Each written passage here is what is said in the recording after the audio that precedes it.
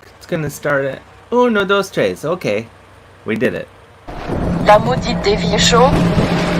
I have seen the dark shadows moving in the woods, and I have no doubt that whatever I have resurrected through this book is sure to come calling for me. David, you look absolutely terrific, honestly. You've got like glue on. This is where the worst begins. This is where we must stop. For beyond is the work of madness. The nightmare of insane murder and lingering death. Get inside and lock your doors. Close your windows. Someone is watching you.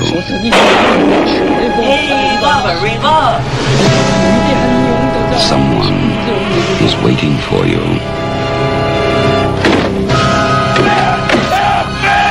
Someone wants to scare you to death. This is Albert from the Tuesday Show. You're listening to the goddamn Dave Hill Show, now on a flipping Monday.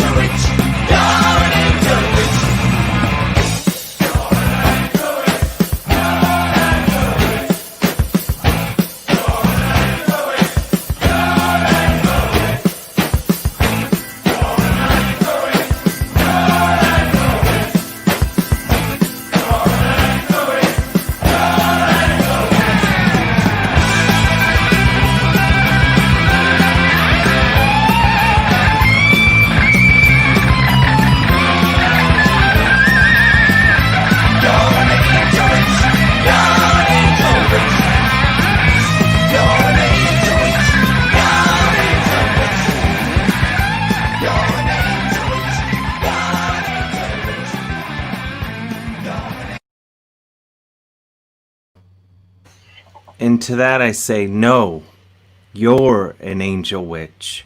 Again, I won't stop.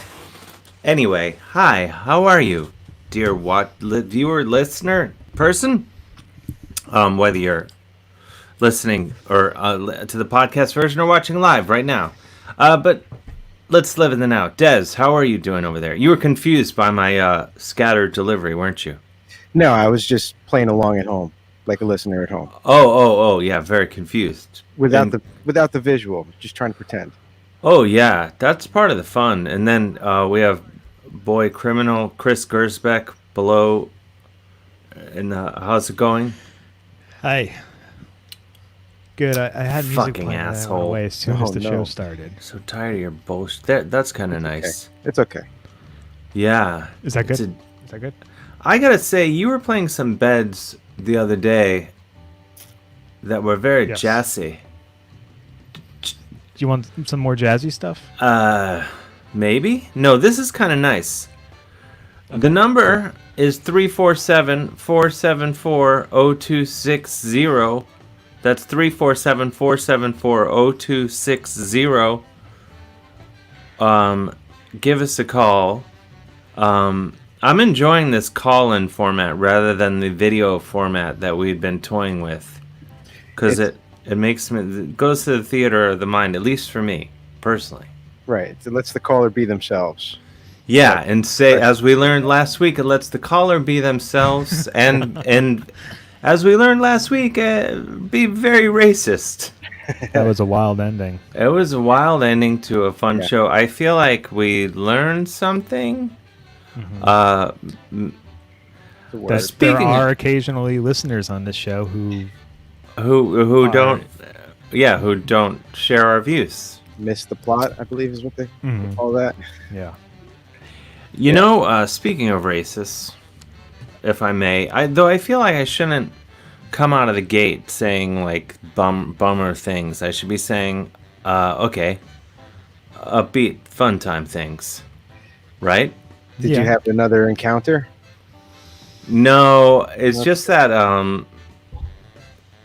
in the last week I've discovered 4.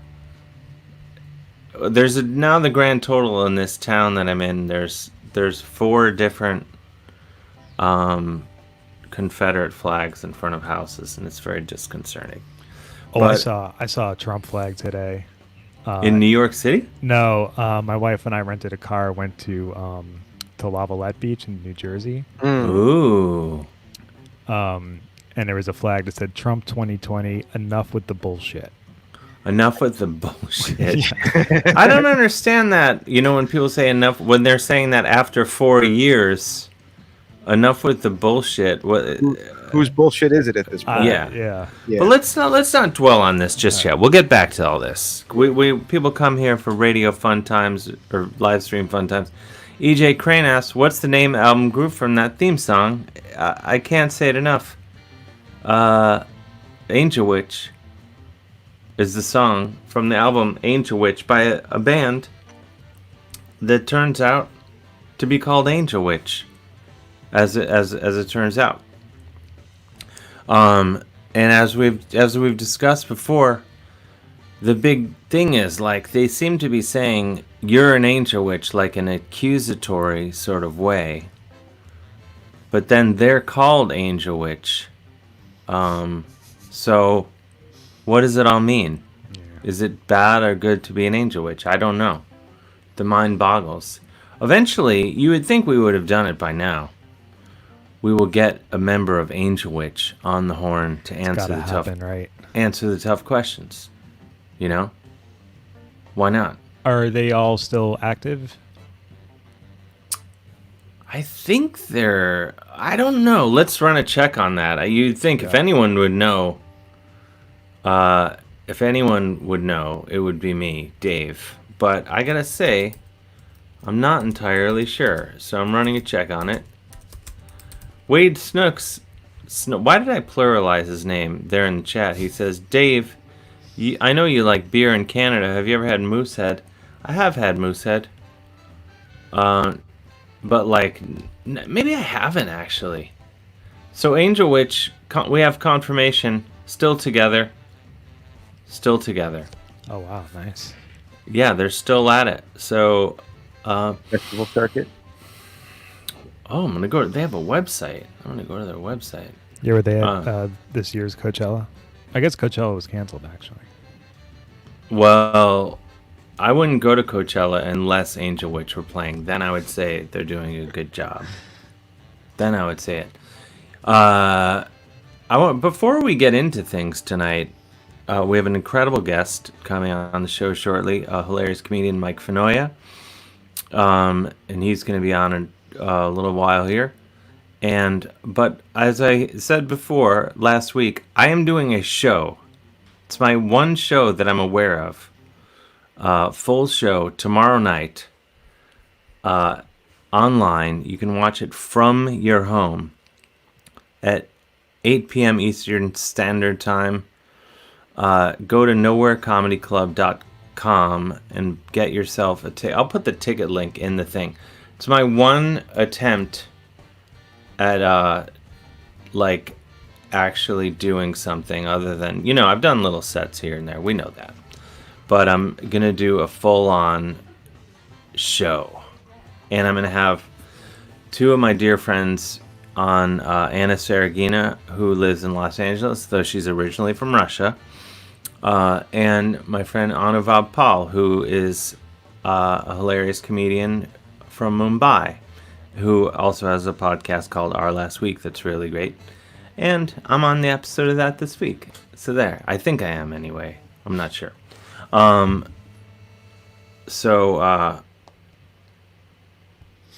Okay. So anyway, all by way of saying, tomorrow at night, 8 p.m. Eastern Standard Time, that's 5 p.m. Pacific Time. I'm not a time zone expert. But please, that would be excellent if you came and watched that show online. I would feel feelings of validity. I'll be watching. Oh, isn't that interesting? Mm-hmm. Thank you, Chris. Yeah. Yeah, I think it'll be fun. It's gonna be weird. I'm gonna do it right in this same room. Only I'm gonna stand up, and I'm wearing a scarf tonight. I don't know if anyone's been. And I'm also, if anyone can see, I'm wearing this beautiful Iowa shirt sent to me by Matt Arnold of the Iowa Idea podcast. That's right. And this is, I believe, an Iowa Idea t-shirt. So there. So I'm doing this show. Last week's show, David Bemondo asks, reenact with hand puppets. We'll get to that.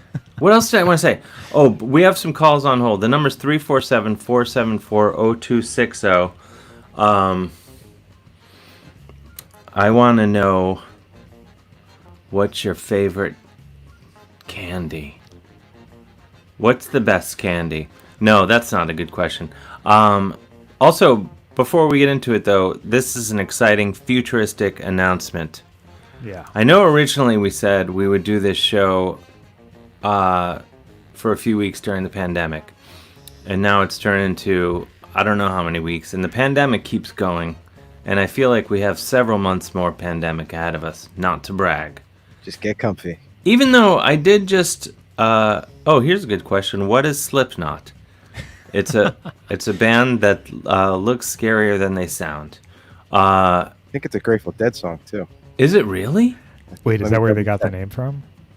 This is interesting. That's like Radiohead got their name from a Talking Heads song, but that kind of makes sense. I could see that easily. Yeah. Wait, David Peter says a year maybe more of this pandemic, but they're saying that the vaccine is coming maybe in November now, but there's probably a bunch more craziness after that. But let's focus. So anyway, what we were going to say is, we've been doing this and it's fun, super fun times. So what we're going to do, Chris and I have been doing this other podcast, Dave Hill's Podcasting Incident, which some of you listen to. Some of you, statistically speaking, do not.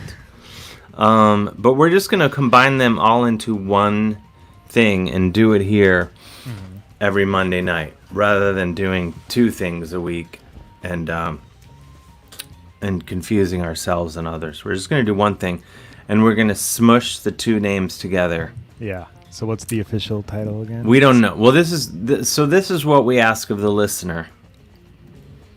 To call in and tell us. 347-474-0260. we've been calling this the gosh darn Dave Hill Show or the goddamn Dave Hill Show, though I'm trying not to swear because my dad likes gosh darn better. So... Did you tell him to change the name? No, he doesn't. No. And then the other show, of course, is called Dave Hill's Podcasting Incident. So we want to fuse the two shows into one thing. So anyone that listens to either show will be like, oh yeah, I think that's the show I meant to listen to. And so do we call it, Matt Arnold says, the goddamn podcasting incident. That's not a bad idea. That's exactly what Dave Hill's goddamn podcasting incident. What about the gosh darn Dave Hill's podcasting incident? With all due respect to your dad, I get it, but I mean, come on, it's the internet, and we're like softening it up. I don't know. I'm just saying. Oh, you're right. You raise a good point. You know, gosh, all due respect, Mr. Dave Hill and the Beards. I think that's really good on many levels, you know, especially for the occasional person that speculates on my sexuality. So what is it? The gosh darn Dave Hill's podcasting incident? The goddamn Dave Hill's podcasting incident? I like the name first. The goddamn Dave Hill's goddamn podcasting incident? Elvira wrote the Dave Hill to die on. That's pretty good too. That's not bad. Anyway, this is among the questions that what do we call the show? What's your favorite candy? Or anything else you want to talk about? 347-474-0260. The gosh darn Pudsketty incident. I actually do like that. That is good. Let's take a call. Let's take a call, James. All right. Elvira, are you there? I'm here. Can you hear me? We have Elvira Canaveral from Minneapolis. I don't know why I struggled to say Minneapolis. Maybe it's... it's just a hard word to swallow. It is. Minneapolis is a combination of Minia, the local inhabitants' word for water, and polis for city, so it means water city. And for super nerds out there, it was often used as an inspiration of Fawcett City in Shazam comics, or Captain Marvel, as the word. I feel like you already had the nerds right out of the gate with the mere explanation. Oh, yeah. But that's double. I know my audience. Elvira Canaveral, what's happening with you? What's that? Well, we just had the 23rd of the month last week, and on the 23rd of every month, we start a new cult of the month. So we started a new belief system, and our current deeply held belief system is the way of water, or WOW for short. All right, I'm listening. Part of that, what does that a entail? big part of that for me is what I call the game of depth, where you pick one subject and you just really get into it, and you find areas of it, and you explore areas of it. You discover areas that others have discovered, and you also discover new combinations that don't have names, and then you put names to it. And the thing about water is that it's used to being in the low places. It naturally is at home in deep places. So I am using the bass guitar to explore that, and started teaching myself bass on our new show, Game of Depth, where I have a game called Rocksmith 2014 that I hooked my bass guitar up to, and it teaches you how to play. You can either play along with songs, you can even build a VR jam band like I have here. A VR jam band. Yeah, you put in different instruments. Everyone, if I can speak for all the listeners, everyone is masturbating now. VR jam band, you say? Yeah, and the nice thing is they don't get annoyed with you. They show up on time. They don't forget their equipment in the car. It's great. So we're going to be using that as a way of exploring bass. Me and my 5-year-old daughter are deeply into all things bass. She's a big fan, and we're multiple fans. I have a bass right here. Get it out. I'm always getting the low end going. And my problem was that the bass just wasn't low enough, so I have arriving tomorrow a new instrument, and I've never been so excited for an instrument. I've been tracking it. It's like, I know it was in California, and that is a bass ukulele. It's just this beautiful. It's a relatively new instrument, so that's kind of how I missed it. But it's the largest ukulele and the smallest bass, and it kind of hits that real sweet area. And That sweet spot. String. It's right where you want to be. And it's percussion. It's as much of a percussion instrument as it is a stringed instrument. So I am. Really I'm gonna ask you to slow down. Just pump the brakes on this whole thing for your safety. I'm just too excited. I'm just saying. That I appreciate the eyes on the outside. It's a little quick to be swept up in the stream that is the way of water. I don't want you to wind up in the ER. Well, luckily the ER is a mere block away, and we're on a first name basis. We've covered this, just, yeah. Hey, you, and they just direct me to my regular bed. I like this. But I am going to be seeing your show tomorrow night. I have my tickets. Oh, nice. Are you talking about my show at 8 p.m. Eastern Standard Time? NowhereComedyClub.com? Yeah, that people can get tickets to and watch from the comfort of their home? Yep, oh, yeah. I did it without even leaving my machine last week. It was beautiful. Oh, nice. It's going to be fun. It's going to be my first... I mean, it could be a train wreck, honestly. But anyone who's seen me before would say, isn't it always kind of a train wreck? It's the beauty of it. You know? Well, that's the beautiful thing about comedy, is that true comedians appreciate the wreckage. If you see a good show, you don't talk about it. Now, if you see a bad show, or if you see something go off the rails, that's the stuff that interests comedians. And that's why I was thinking that the name of your show should be The Dave Hill to Die On. I don't know if I could do a whole new name because we've already got, I was really just thinking like a thing cut and paste thing we could do with an existing logo. Though Wade snuck back here, not to give him any attention whatsoever. Who's calling me? Says Dave Hill's goddamn sausage party incident, which is, well deserved because it is a bit of a sausage party tonight. It's accurate. Yeah. I do think you should have Dave Hill as the first part of it, just for a search engine optimization point of view and for a branding point of view. That's some savvy right there. Just so when people look for Dave Hill, they get the word Dave Hill first.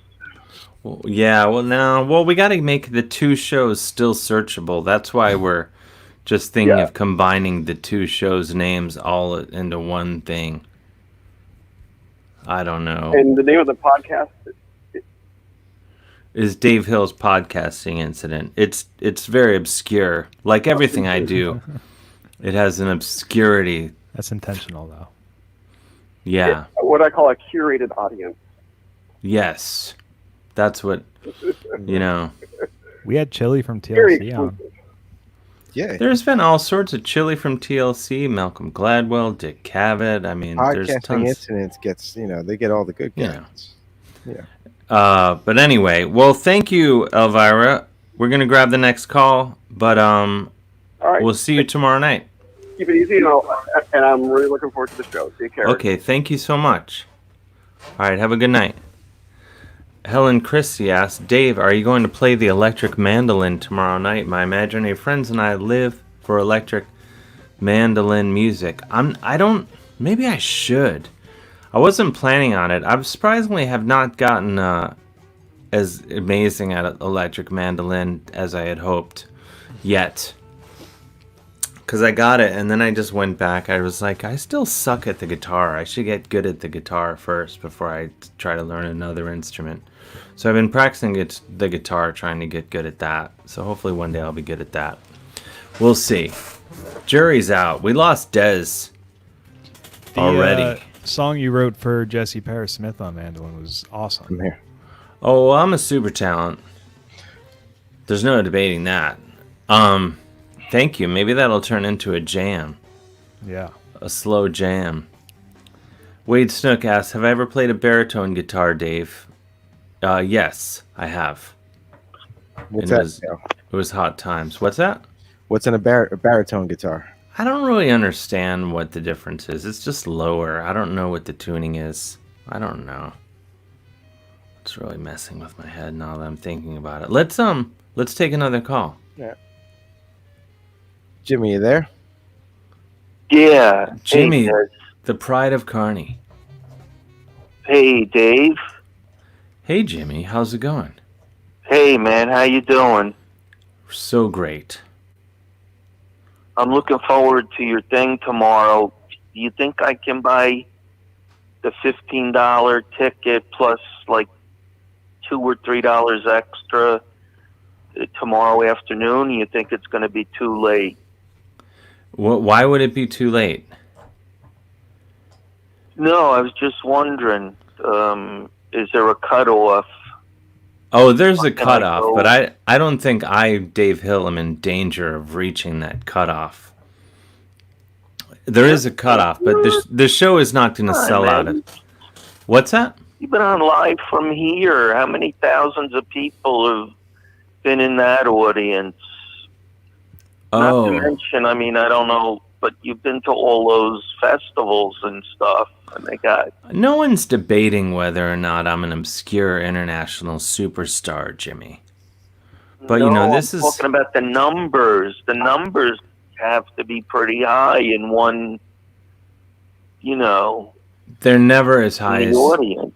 They're never as high as you want them to be, though. That's the curse of but you life know, and the ego. sort of thing is like the people who end up doing comedy in like Madison Square Garden usually are not the most, you know, intellectually challenging or No, you know, broader comedy is gonna, you know, I'm tiramisu in a Twinkie world, Jimmy. That's how it goes. That's not a bad thing to be. No, I'll take it. I'll take it. Oh, no doubt about it. How many people? Where were you on when you were? It was a Christmas show, live from here. You did a great take on the 12 Days of Christmas. What was that venue? Oh, that was Town Hall in New York City. How many people approximately in Town Hall? I don't know. Something like 2,000 maybe? I don't know. Pretty big, yeah. Yeah, so you're doing solid, you know, thousands upon thousands. I'm sure the live from here that you did, where you did the loaves and the fishes, I'm sure that must have been a deep. It looked extraordinarily deep from the. That was a lot of people. That was a few thousand people. But Jimmy, what you have to understand, well, as I'm sure you do, is those people, and I hate to admit this, as an international superstar, I hate to ever admit this sort of thing, but those people were not all there to see me. I get it. They left but knowing still, your you name, could though. command. You definitely command that. Oh yeah, but I'm just saying that, you know, all by way of saying, I think if you buy a ticket to the show tomorrow afternoon, there'll be no problem. All right, that's But cool. because they sell you know, there's you can get a lot of tickets. And you're on from 8 p.m. Eastern time until That's about right. 11 Eastern time. No, what do you think? I have 78 million jokes? I mean, I do, but no. It's going to be like... I think it said that you were going to do like a load of old material, new material. I know. I know, but that's still not that long, Jimmy. I mean, come on. No, it'll be an hour or so, something like that. Okay. Something incredible forward. like that. I wanna, Jimmy, like you know, to see it. well, everyone, if anyone wants to see this incredible Wait, can show, I just ask you a couple of quick questions? I don't want to monopolize. Please. Are you close? This won't trigger me.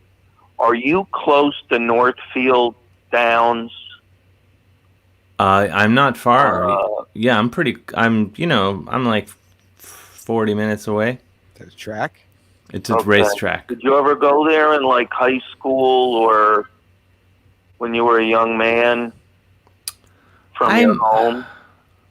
I don't know if I ever went there. To my memory, I've been to the racetrack like twice in my life, and once was Belmont for the Preakness, and then I went to some other. Oh, wow. Oh, no, it couldn't have been the Preakness. That's Pimlico. Probably the Belmont Stakes. Part of the Triple Crown races. Maybe, yeah. Yeah, the last jewel in the Triple Crown for thoroughbreds. First this year. And then the other thing was, whereabouts in relation to Cleveland is Delaware, Ohio? Because that's where they have the last leg of the harness racing's Triple Crown for Pacers is the Little Brown Jug, and it's in Delaware, Ohio. I'm not sure where that is, but it can't be that far. A couple hours. Let's look it up. Probably Let's a have a real look. small place. I think what Jimmy's getting to is he might be needing you to run a bet out to the window for him. No.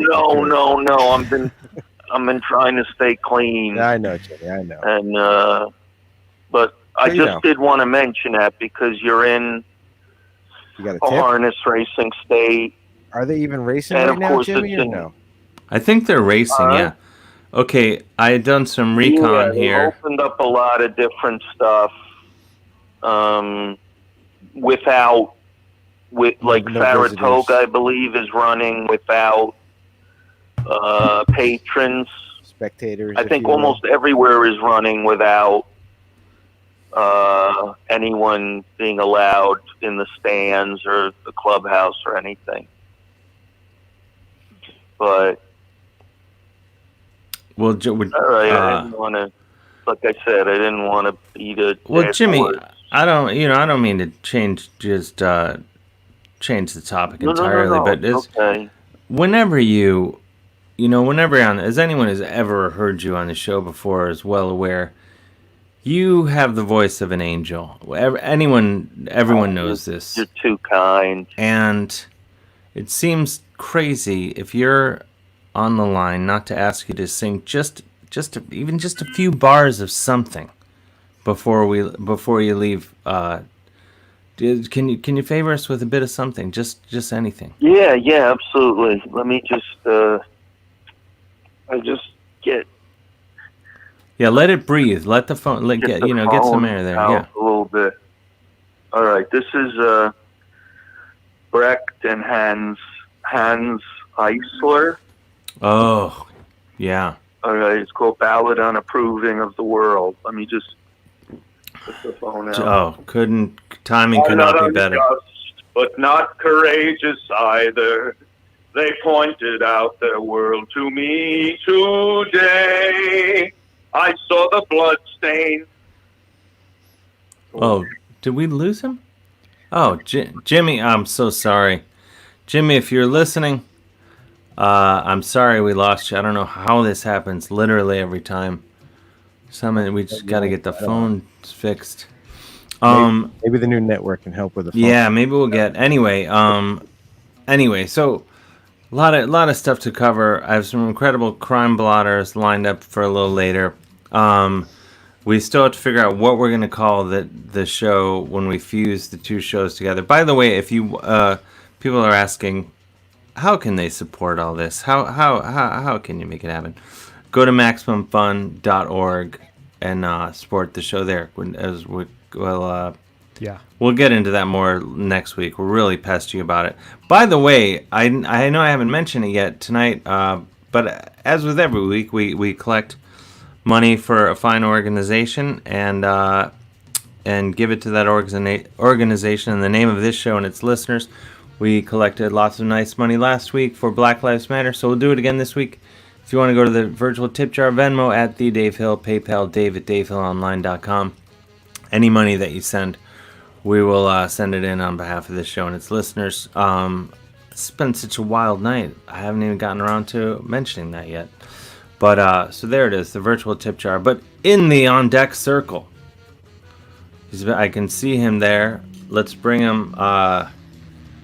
Here he is, a hilarious friend and comedian Mike Finoia. There he is. Mike, Hey guys. how's it going? Good, up, man. man? What's happening? Hello. How are you? Doing well. How are you? You're coming in really nice and clear. I like that. Thank you. That's Thank you. professionalism. That's pro. You have to figure that out in the world of not doing stuff in person anymore. I Right? know. Yeah. Trial and error. You and I have texted and DM'd and such, but this is the first I've seen you. You look good. In these, you too. I mean, I've been trying to live this pandemic like I'm in a sexy prison, as I've said before, and part of that is staying super ripped. So Yeah. I'm working out constantly. I love that Jimi Hendrix right next to the dartboard. Thank you, I sir. got my I'm representing Jimmy tonight wow. too. Oh, Yeah. nice. Here we are. Yeah, Here we big are. fan. Big There we fan. go. Where are you right now, Mike? I'm outside of New York, a little bit outside of the city, and just trying to, I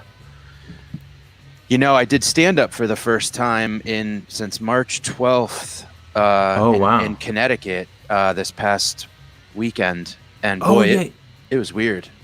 You did. I saw that you were doing. They normally do this show. I can't remember what it's called. Fairfield Comedy Club. That's right. It's normally Yeah. like in a hotel. Was it inside or outside the show? No, it was in a backyard, and they had some sponsors, different beer sponsors, and they had these tents set up. So I was under a tent, which was great because it was hot. Everybody sat out in the lawn, and it backed all the way to someone's deck off of their house.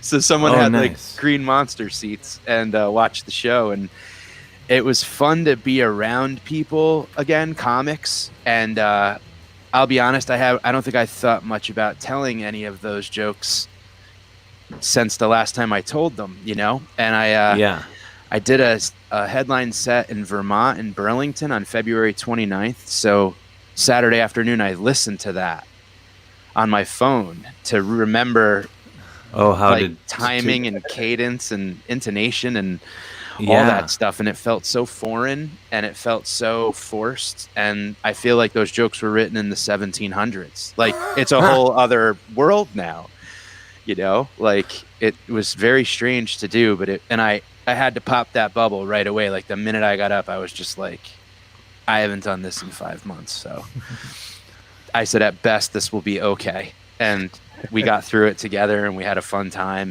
Nice. But man, it felt good to bomb. Yeah, it's a weird. I've been thinking about, because I'm doing the show tomorrow that I won't shut up about. NowhereComedyClub.com, get tickets. And I'm gonna do some new stuff that I've been thinking about, but I have to do some old stuff because I don't have enough new stuff. And I realized every single setup to any joke or story, it just sounds completely bullshit because it's like recent, the other day. I was on the train the other day, and then you're like, no, I'm not. No one's on the train. I have not. Yeah, I've not. And anything that's happened to me in the last 4 months it's been just complete panic. Any human interaction I've had, it's just been a complete.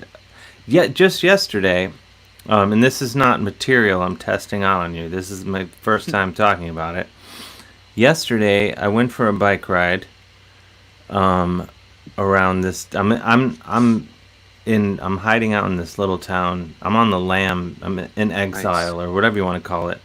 I'm in a small town in Ohio, and I went for a bike ride yesterday, ostensibly because I was feeling really anxious, as I do part of every day lately.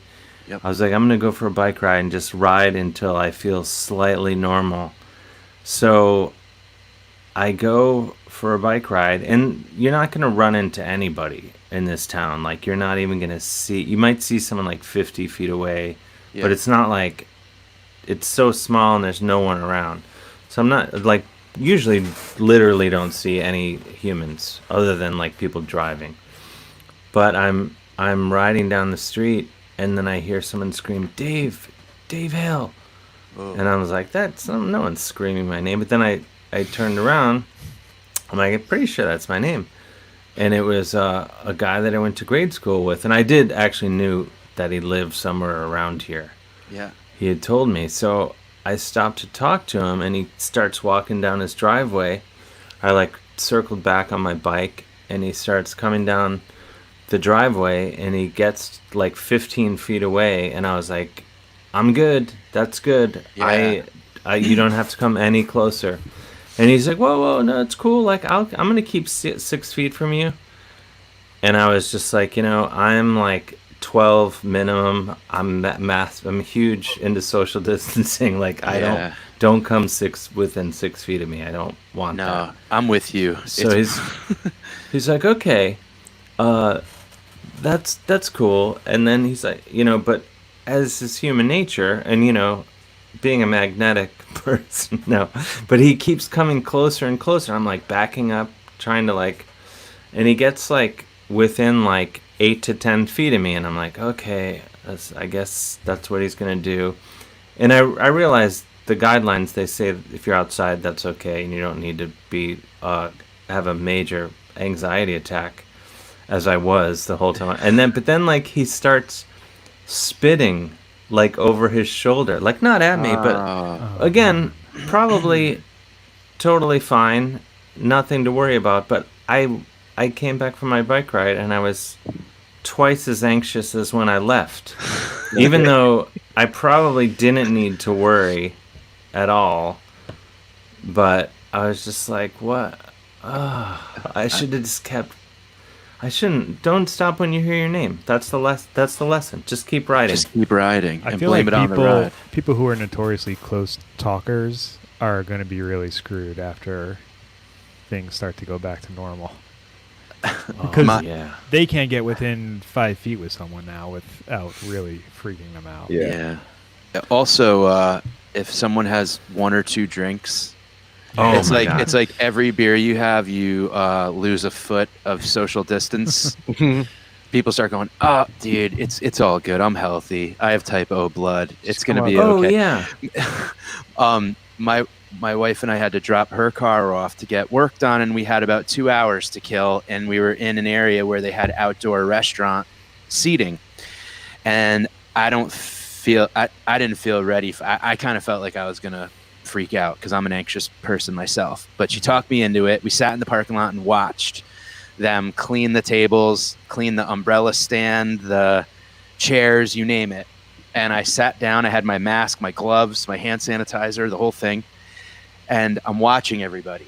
And I said to her, I'm like, if one person sneezes, I'm going to flip the table and kill them. And they brought the beer, and I drank it, not looking, and the suds tickled my nose, and I kind of snarfed into the beer, and I shot a spray of beer all over the place. And everybody looked at me like, who brought this idiot? And I was like, I'm so sorry. I had beer dripping off my face, and my wife just laughed at me hard, and I realized I just have to shut up. Just remember how to be in public. That's the hard part. Remembering how to being at the show and having people come up and say, like, thank you, it was fun, we needed this, whatever. Like, your instincts are to be like, people are even trying to fist bump, and I'm like, why are we there's no need for any of that, but I just had to be like graciously kind of like, hey, thanks, but and I just made I just kept going social distancing. Even people smoking cigarettes like around me were like, just the exhaling of smoking was like, what now? I mean, you can see it then, the vapor, right? Yeah. And it's just like, what are we doing? Like, how come? I don't know. Like, I was bugging out pretty hard, but I'm an anxious person. Oh, no, I would be too. I went to a friend of mine had a barbecue. It was just like eight people. No, like 12 people, but eight adults and 4 kids. So the kids were just way away. So it was eight adults. And before, everyone's like, yeah, total social, and it was like social distance, but it was like definitely like people were coming because alcohol, you know. So I'm like, I was just like looking, I was like, you look like 5.5 feet, and I was so anxious for like several days, I was just like, that's it. I'm not gonna do anything like that again until this is over. I'm not hanging out with more than one person at a time. You're not ready for the city for sure. No. I got a call about doing a college in Illinois in August, and I was like, absolutely not. I go, there's no way. I can't. I don't think I can. Just the thought of doing stand-up on the road and traveling as much as I did in the beginning of this year, like, you go to an airport, you eat at the airport, you go to the bathroom in the airport, you had to take a cab there, you get on the plane, you get off the plane, you go to the bathroom, public, you get in an Uber, you go to a hotel, you touch the room keys, you get in the elevator, you, like, all of those steps, I'm like a half a bottle of Xanax done already now. How do you do it? And then you go to a club or a college or, whatever, and you have to, like, be in the room, and you don't know. You either walk in with your own cleaning stuff, then you're a complete nut job. And then also, like, what do you talk about? Like, that was the thing that was hard doing stand-up, was like, all I wanted to do, this was the first time I've talked to anybody other than, like, my wife and, like, I don't know, 4 relatives maybe. And all I wanted to do in a group of strangers was be like, how are you? Like, what are you doing? Like, can you, are we okay? Like, are you okay?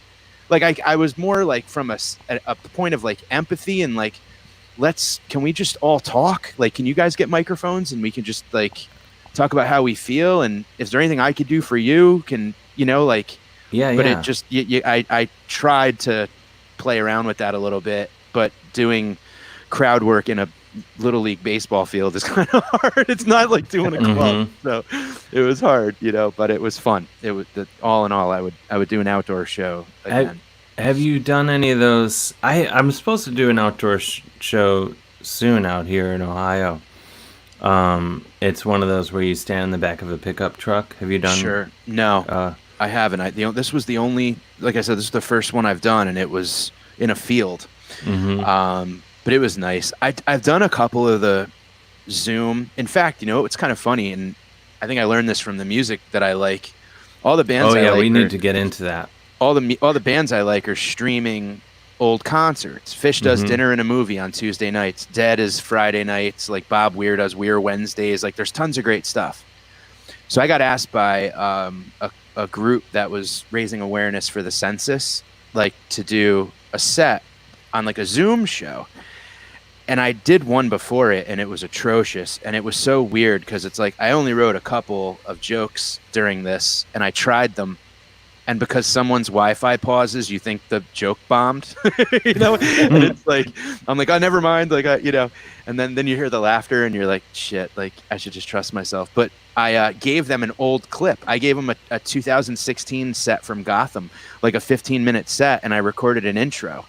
And I was like, nice. Here's a set from when times were normal and you could hear crowds laughing and whatever. And then they played that. So that was actually kind of neat to do. Oh, nice. I like that. Yeah. Now, we do need to talk about this because I mentioned to Dez, who is to my... He's this guy. Hi, Dez. And this... I didn't even introduce you properly, did I? There's Dez and Chris. Hi, Dez Chris. is upstairs and Chris is downstairs next to you. Hey. And... We're in the same house. But and I mentioned to Dez that you were going to be on the show, and he said, "Oh, Mike's a big Fish fan," and I said, "I believe he is. Yes. How do you know this?" And he had already done some recon on do my you. homework. He knew the score. Well, that's not quite. I said, "Oh no, a Fish fan." Oh no! I didn't say, "Oh, he's a Fish fan." I said, "Oh no, a Fish." Oh fan. no! But no, No, that's fine. Well, I like that people don't like fish. Yeah, it's one of those. It is one of those all or nothing things. I feel like I still have not done my proper homework. And I intend to do it, and then I will. I'm not confident I will walk, but though it's possible because I can cherry. I know it's not the same thing by any stretch, but I can. I do like Grateful Dead. I wouldn't say I've had a Grateful Dead phase, but I'm saying all things are possible. It's not for everyone. Jerry Garcia said the Grateful Dead was like licorice. Like you either like the people who like it really love it, and the people who don't.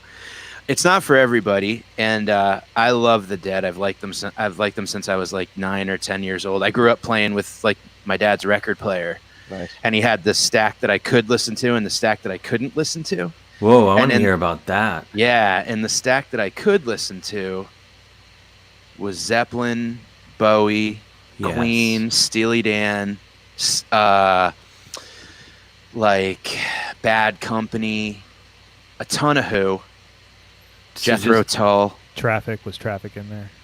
Yeah. There must have been probably 1 or 2 Traffic albums, but a lot of Stones. But here's the albums I could not listen to, and it was Zappa, Sabbath, and the Dead, who are easily my 3 favorites. Like, I mean, it's just amazing that. Like, okay, this is good to know. So, like, Zappa, when I was a kid, and I would listen to. So my dad had an old stack, like Technics system or whatever, with the big cans, and I would put them on and listen to them. And when everyone would go to sleep, that's when I'd listen to Sabbath and Zappa and the Dead. But all day I'd crank like Quadrophenia and all that great old Who and Hendrix and stuff. But Zappa, as a kid, his voice sounded cool, but I didn't understand what he was talking about. You know what I mean? Like, it sounded like nursery rhyme in a way, like the mystery man came over and he's sitting. I'm like, what's this guy fucking? It was almost too like tickly in a bit. Yeah. And, Sabbath album covers and scared the shit out of me as a kid. Like, you open up that album and there's just like a glowing dead lady holding a cross, and I was like, that's a lot, Oh, it's totally, Black Sabbath, I kind of really did a deep dive later, like after my teen years, which would have been prime time to, because I think I was, as a little kid, like single digit kid age, you're like, well, this is terrifying, and bad things are going to happen. Totally. And then probably my teen years, it was just like, oh, okay. You just kind of go like, okay, Paranoid.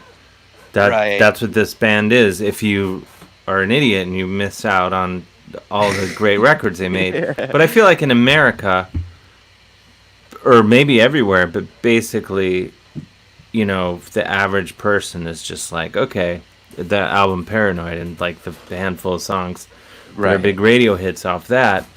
But then when you go, oh man, then forget it when you really dig in.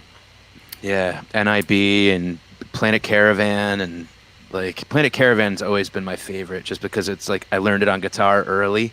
Oh yeah, and it's just such an easy 2-chord strum that like you just can play it for hours, and But yeah, that's a band that, and I think what I was trying to do was like listen to these albums and memorize the facts on the back and the lyrics on the back, so like I had something to like chat with my dad about, you know what I mean? Like, I think it was like something that was kind of like, like Quadrophenia. I was like, so like, what's the deal with like, the mods and the rockers? And I would like ask him all this shit about like, and he's like, what are you, like, you're 11. Like, what the hell are you talking? Why are you asking me about this?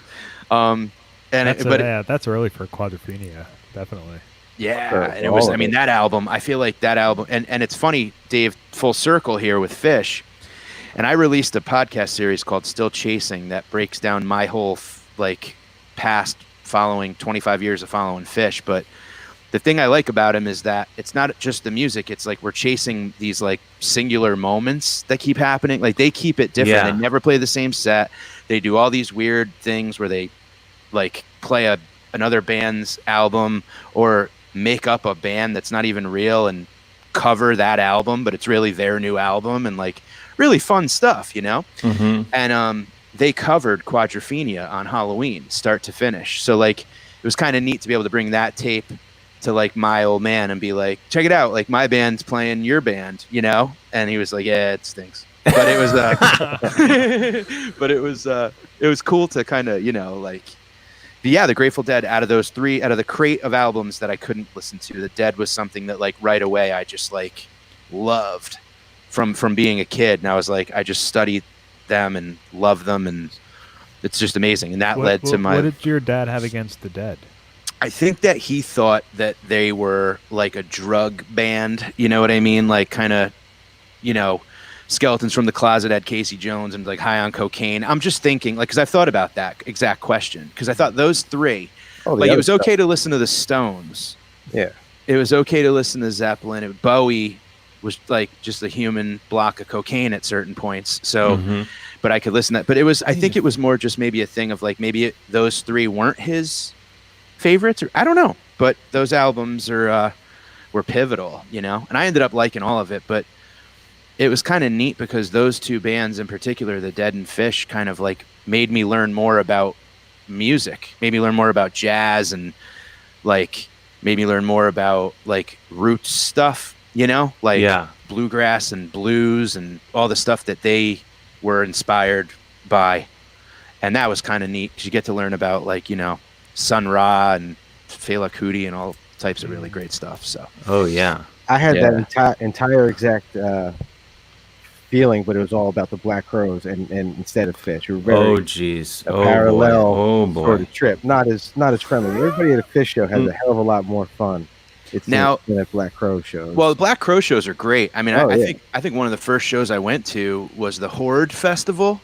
Okay. It was HORDE. Remember, it was Taj Mahal, Ziggy Marley, Black Crowes, Blues Traveler. Blues Traveler one, yeah. Wait, I think I went 95.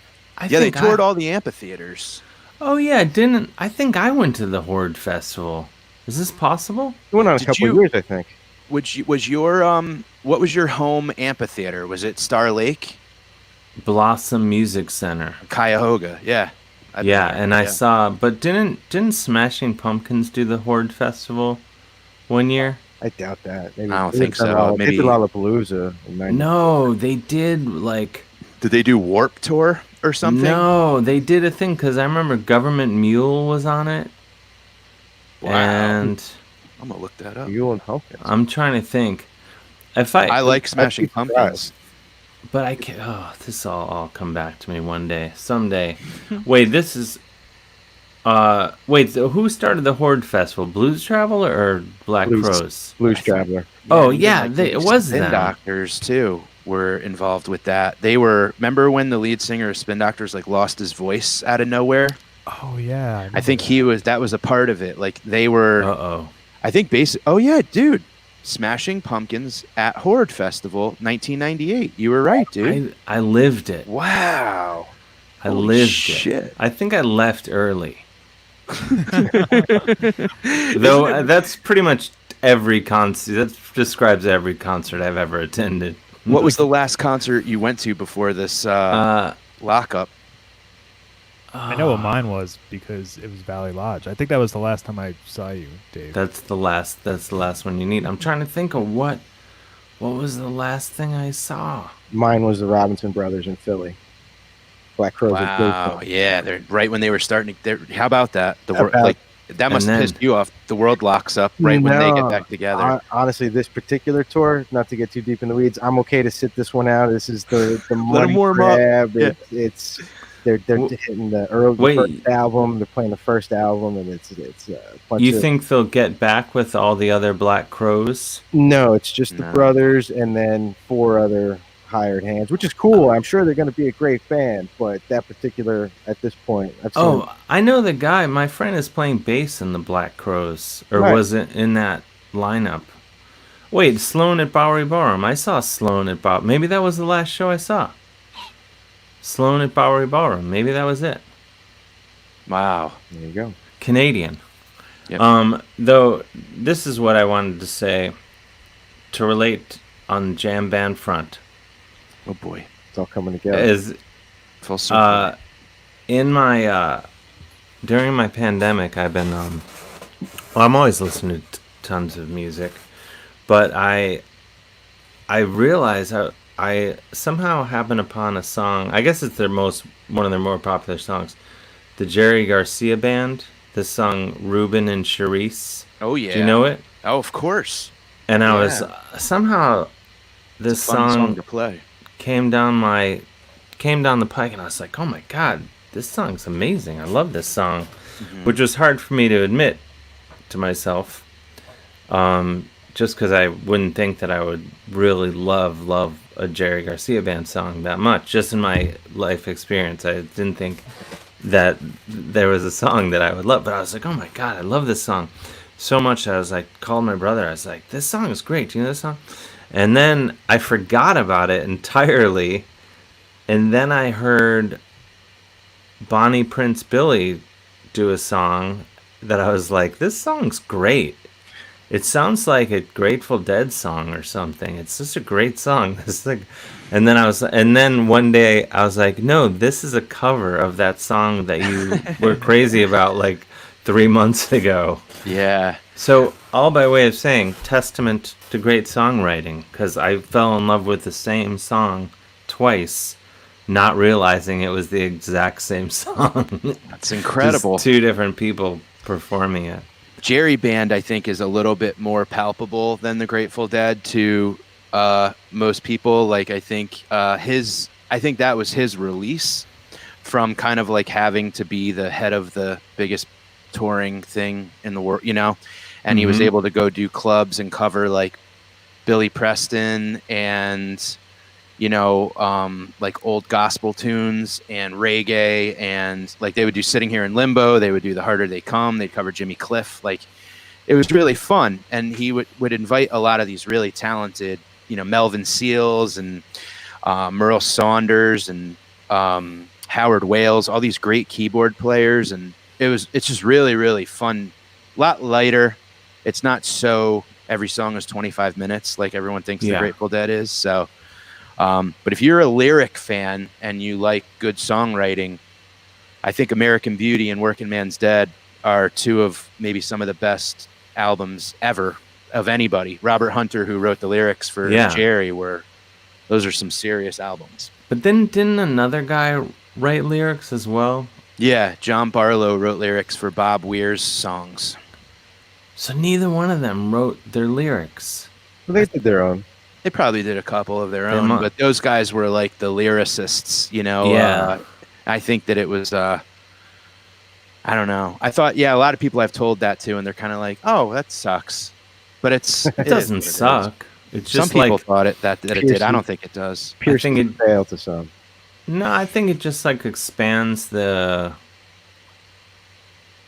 umbrella of, I mean, like Elton John.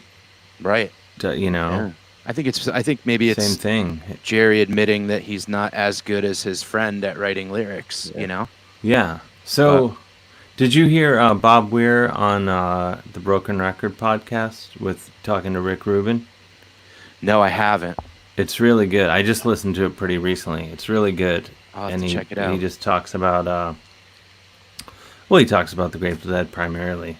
But it was interesting, like, they only toured Europe like a couple of times, he was saying.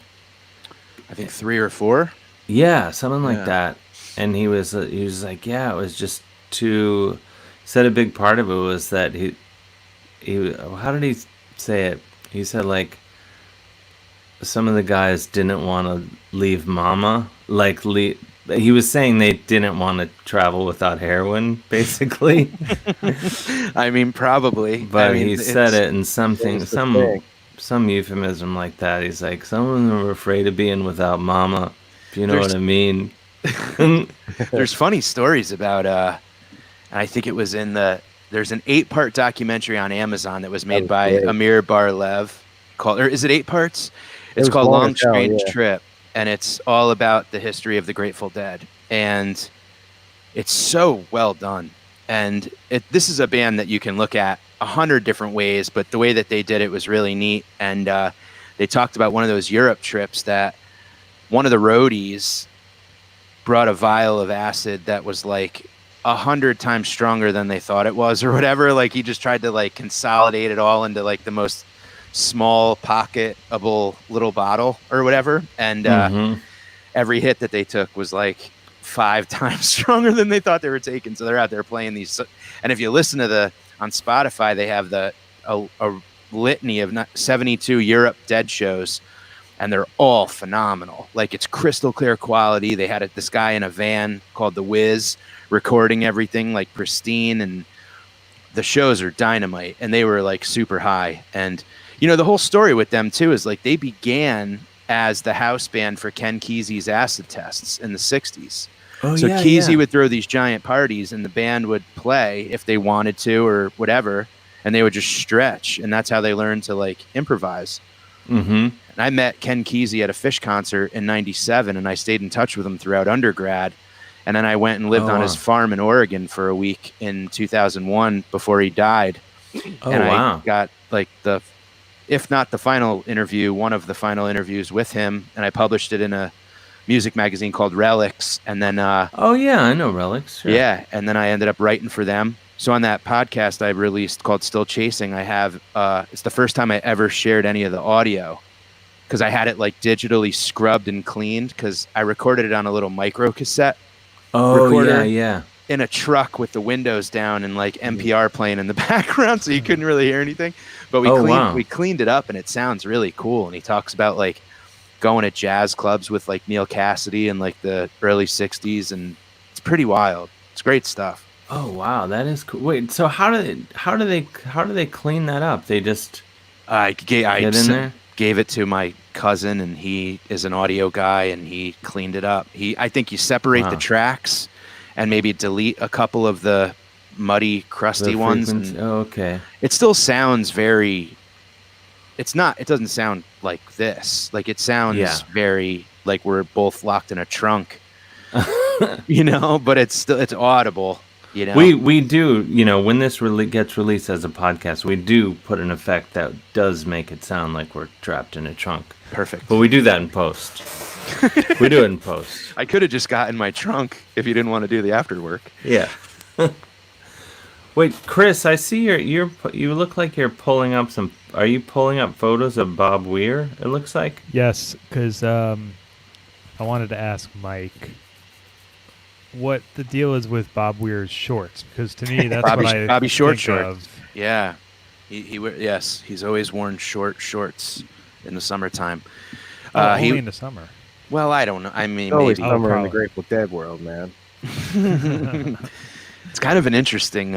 It's kind of weird to think about too that like Jerry was 53 when he died. I remember I was talking to Artie Lang about that. He was like, Jerry must have been like 70 when he died, right? And I'm like, no, he was 53. I'm like, he was a diabetic, fat heroin addict. Yeah. Like, it's insane. 53 years old, looking like that. Yeah, that's pretty young. And he seemed like he looked like that for about 20 years before. He really did. I mean, like, the road beat the shit out of him. Yeah. But I mean, he chain smoked, and I mean, you know, they said that he had just had an addictive. If it wasn't heroin, it was like hot dogs and like steak sandwiches and soda and ice cream. Like, he was just a little kid, you know. And didn't he die? Wasn't he in some sort of treatment when he died? Yeah, and he was clean. He just died in his sleep of heart failure. Oh. That's kind of what happens sometimes. It seems like when you like remove the. Oh, someone says sleep apnea. That seems possible. Yeah, once you power wash the chimney, that's when the mice start kind of growing. Yeah, you know. I know so many people. Yeah, who they get clean and then it all falls apart after. Yeah. Not that I'm telling people to not get sober or anything like that. But I'd have to say that I've had a lot of thought about whether I miss doing stand-up or going to concerts more. You know what I mean? Like, I've been going to concerts regularly. Like, there were whole summers that I like lived in my car and went on the road and followed Fish around with my friends and you know, all these crazy things. And it's like, I miss stand-up so much, but it's like, I think concerts were like the one thing where I could just go and like my mind would shut up and I would just be able to like relax and let loose and just have a good time and not think about career or think about jokes or think about, you know, booking and how come this isn't happening and what I'm getting too old and what I'm, you know, all that crap. You know, it just silenced the critic, you know. But when you're on stage though doing comedy, do you find everything for me that's the only reason I do it is it shuts everything up for at least that however long I'm on stage. It's like a break from all that stuff. And then, though, do you find that? Yeah, man. There was a time when I felt like it flipped, where like I felt comfortable off stage and uncomfortable on. And then there was a point where it flipped, and I don't know when, maybe during a set, where it was like, I only want to be on stage. Like, I don't feel comfortable off stage anymore. Do you know what I mean? Like, I turned instantly into like an introvert and like a germaphobe, and I just want to go in my room and eat takeout and wash my hands and watch The Simpsons. And that's kind of how I feel.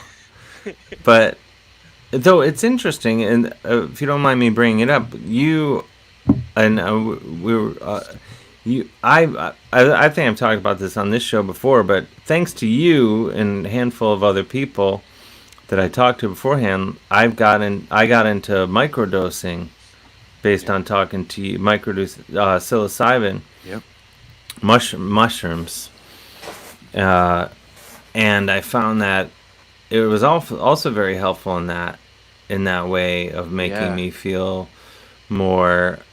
Well, actually, in talking to you, you're talking about that, the way the microdosing helps sort of silence that voice a little bit.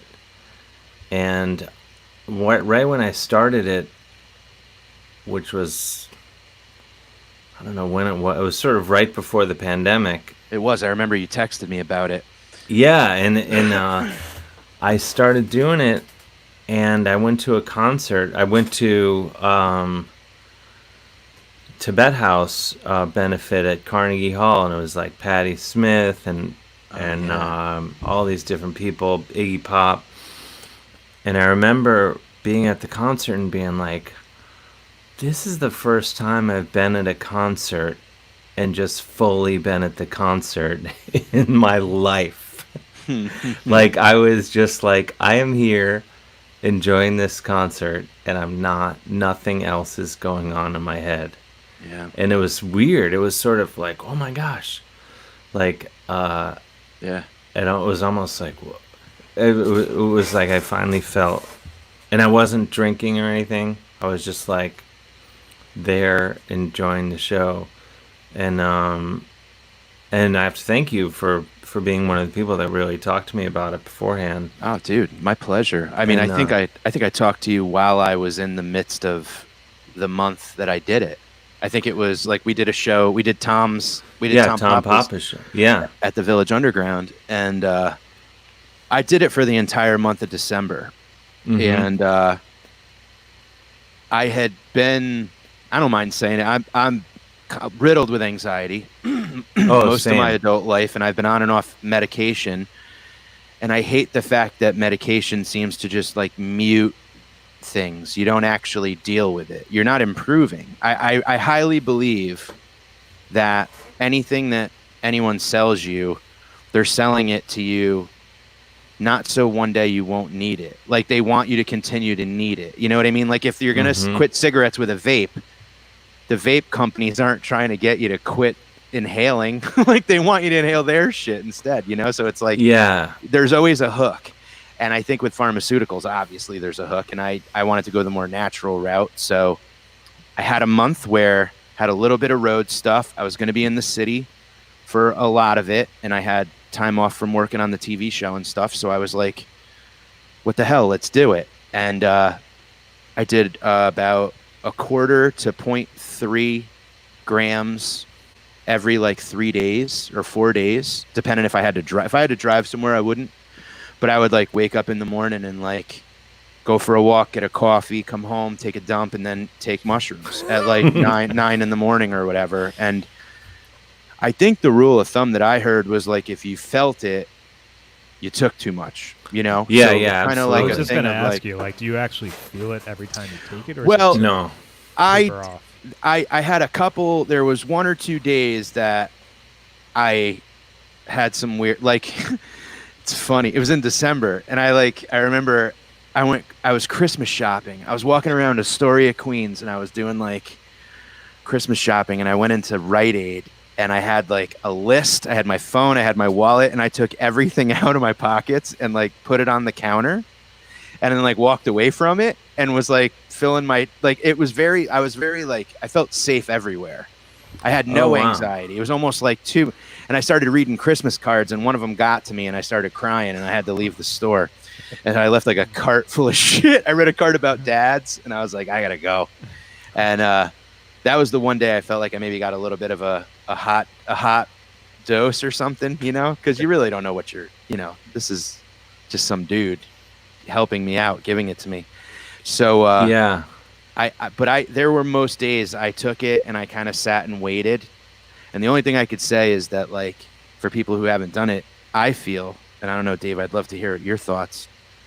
The only thing I felt was like, you know, when you take a shower, a hot shower on a cold day, and you get out of the shower and you feel that kind of warmth, that tingly, like comfortable, safe kind of feel, like that's what I felt. And that's the only thing. I think the next day I would wake up feeling like a little bit more like positive and energized, but most days I didn't feel anything. Mm-hmm. Yeah, I never felt any what's the word that, gosh, what, I feel like I've been away from it for a little bit, but it's not subperceptual. Yes. Like I never felt any sort of high or anything like that. Though the interesting thing is that because someone, Wade Snook, has said, how do you get the mushrooms? It's one of those things where once you start talking about it, you realize it's one of those things, like all of a sudden, once you start talking about it, you're quickly going to connect with all sorts of people. Yeah. Once you say it out loud. And like, it's interesting. I was having dinner with Tom Papa shortly after I started, and he's like, oh my gosh, everyone is doing this. Everyone meaning like probably 3 people at that point, like that he heard. Right. But the interesting thing is, so I started talking. I was talking with you, and I was talking to a couple other people, and then once I said it out loud, then a buddy of mine was like, oh, I'm going to see this person. So I started going to this person, and they put me on a regimen that also involved LSD and peyote. Oh.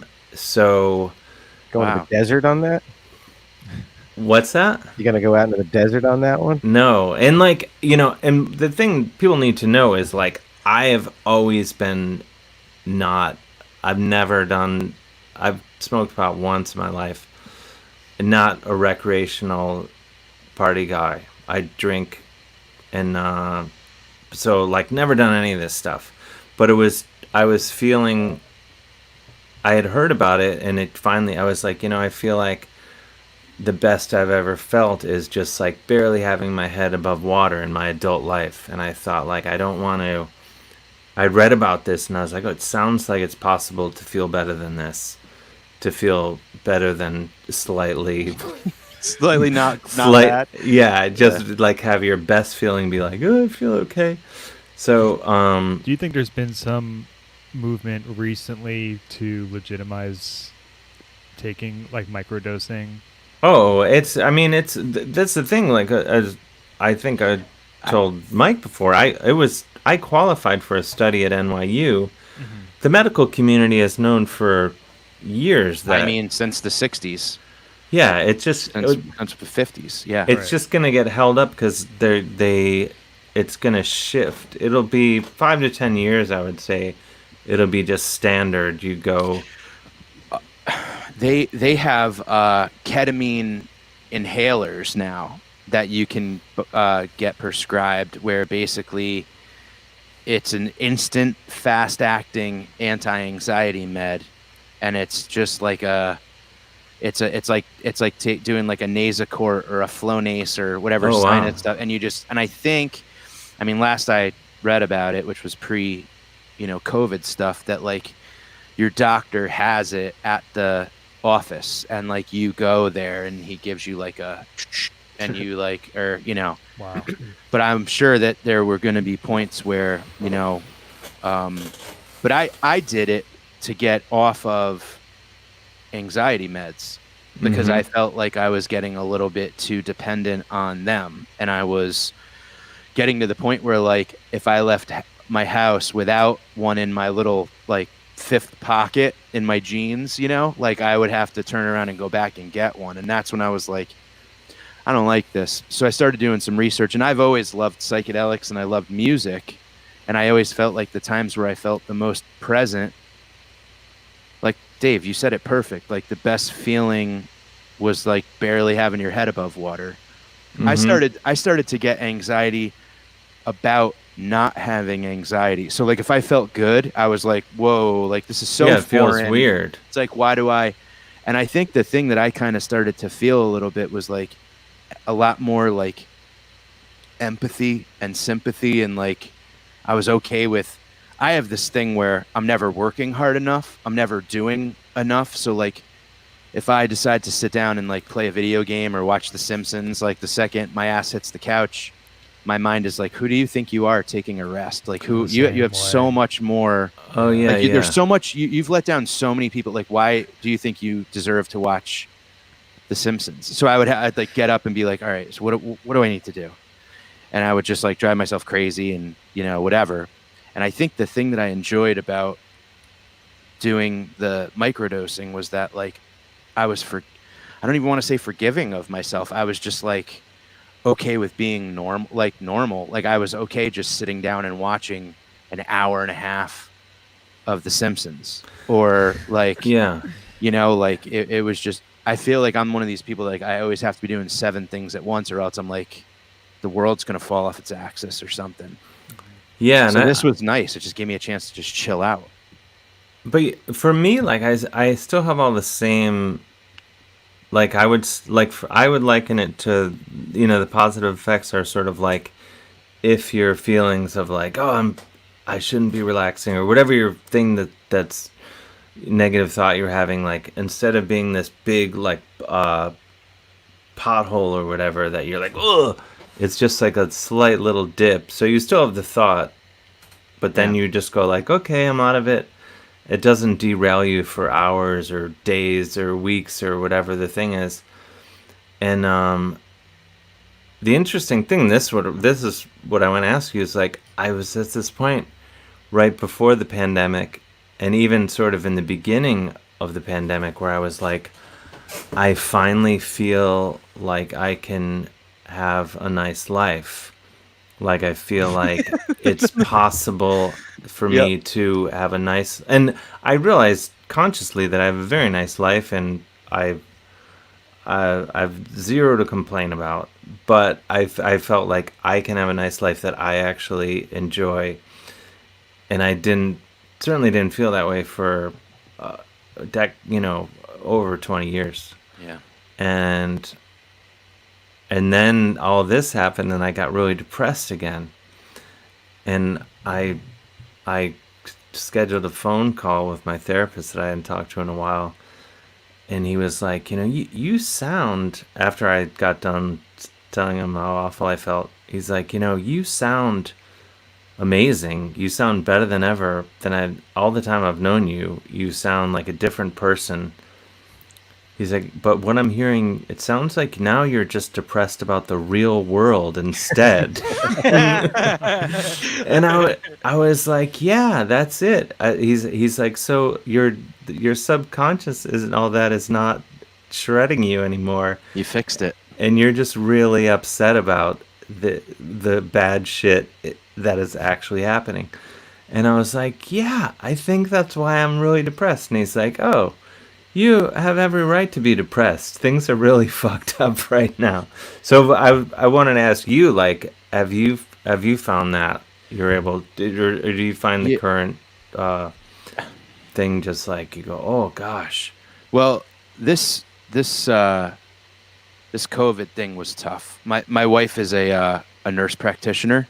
Oh wow. And so she was in the thick of it, like every day. And you know, the thing that I said this during this whole thing, I was talking to a friend. I had a couple of friends that I would talk to like every day. And the good thing about anxiety before coronavirus was that no matter how deep into a panic attack you were, you could go, this is imaginary. I'm making this up. I can pinch myself and be distracted and be in the present moment and know that, like, okay, that pain was real, but my fears are, all in my head. But coronavirus was like, oh no, this shit's real. Like, this is real. Like, your wife is wearing a beekeeper suit to, go into the rooms, and like we were in separate, but she had to wear a mask in the house for 2 months, and like we were in different. Oh, wow. It was like, it came home. You know what I mean? So it was kind of this thing where, like, I think what it made me do was it made me realize how, like, the fake anxiety was so fake. Like, it made me look at my old anxiety and be like, oh, that was nothing. that was preseason, getting ready for this. Yeah. I have done a pretty good amount of like macro doses of psychedelics where you kind of are you have no choice but to be in the present moment, or else it all unravels. And I think that maybe one time that might be something that you might love, because I think that, especially if you're not a drug, like a recreational, like I'll have a beer or two. Like, I'm petrified of hangovers now. Like, I'm in bed by 8:30, like if I'm not doing stand up, but I love a good, like, safe psychedelic experience, because I think that every now and then it just reminds us that it's like, none of this shit matters. Like, we're all, it's all okay. Like, and I don't mean I don't mean nothing matters in the sense of like in a depressed, like, yeah, we're all going to die. It's just that literally nothing matters. Like, it's just all like being kind and being like empathetic and helping each other out is really like the only real thing, I think. And oh, absolutely, yeah. And I think that that's where kind of like I live now, and I don't really care too much about a lot of the stuff that I used to stress about and worry about. I think now it's just a matter of like, I just hope everyone's okay, you know. And it was in a time where, and I think again with music, sometimes it's not even the music that at a concert, it's like looking down the aisle and seeing like somebody just like eyes closed, having a good time, and it's like contagious. And there's like just this collective energy of just like being on stage at the VU and doing shows, or us bullshitting at the table afterwards and eating nachos with Tom. There's just this camaraderie that like is missing right now, you know? And at a time we need it the most, with the protests and with the political climate and with no performing and all that, it's like all of this is happening at once. And it's like, I've been thinking a lot about like, I would like to do a nice kind of, you know, microdose reset and maybe throw a big one in there in the mix, you know, and kind of just get back to the fact of, I mean, really for a while, all I could do was just go for walks. Like, that was the only thing that, and it makes you realize like, wow, none of this bullshit that we freak out about at all matters. Like, this trail was a trail before COVID. It's going to be there after COVID. Like, just stay on it. And, you know, but I think that might just be me in like, you know, survival mode at this point, because it sucks. Yeah, it sucks. I feel like I'm starting to, I don't know, maybe I'm getting too excited about like the vaccine potential and things like that. But I'm like I could see like maybe an end with this. I don't know. I just wish people would like remember what common sense was. Like, that's really, everyone's trying to peel layers off this onion, and it's like, put layers back on and just realize it's a fucking onion. Like, why are we so, like, everything's like, but this, but that. Why don't we have this? Why don't we? It's like, this thing takes time. Like, the scientists, I feel so bad for anybody in science or health right now, because God forbid they say anything. It's retweeted 5 million times. The news picks it up. It's don't drink cranberry juice and don't look northeast or else you're going to get it. Like, it's just all these strange, like, they don't have any like permission to fail right now. You know what I mean? Like, they're trying to figure out a brand new disease. The whole world, we're like at the mercy of the dumbest. You know what I mean? Everyone's like, I'm not wearing a mask. It's my liberties. And it's like, oh boy. Yeah. All right. Yeah, suddenly everyone thinks that they're smarter than doctors. It drives me insane. It's so stupid, and it's just like, all right, well then I'm just gonna stay home. Like, I mean, whatever. I got music. Yeah. I had some guy some guy on Instagram. I posted some thing encouraging people to wear masks, and he was just like, "You don't know anything about science," and I was just like, "Yeah, that's my point. I don't know anything about science, which is why I'm just gonna listen to the scientists. I don't know anything." So, because he's just like, "You don't get how this works." I'm like, "Yeah, I don't get it at all." So I'm just gonna fucking listen to the scientists and be done with it. That's it. You know what's been hilarious too, also with like tying it all, like the music and the moods and all that stuff, is I've gone back and I've looked at Spotify like playlists that like songs I chose at certain like dates and times during the pandemic, and it's like, man, I was in a dark time that day. Like there are days where I'm just like, The Sound of Silence and like Vincent, that Don McLean song about Vincent van Gogh. Do you guys know that song? No, like, boy, if you want to hear a depressing but beautiful song, it's like that one that's like Starry, Starry Night, and it's kind of like that whole. It's crazy depressing, and I'm like, I mean, then you look at the listens, and it's like, I listened to that 300 times one night, and it's like, Jesus Christ.